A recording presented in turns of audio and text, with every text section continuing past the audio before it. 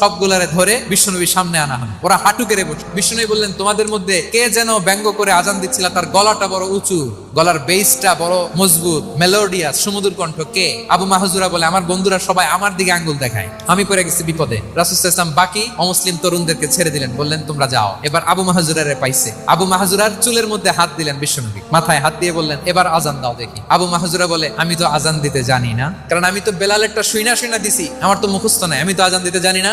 বিশ্বনবী বললেন, জানো না? তাহলে আসো, আমি তোমারে শিখাই দেই। সুবহানাল্লাহ।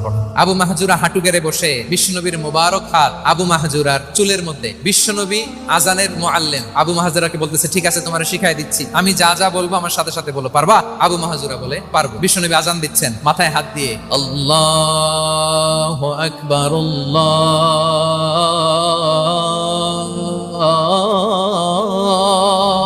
আকবার। আবু মাহজুরা এই বাক্যটা পড়লেন। বিশ্বনবী দ্বিতীয়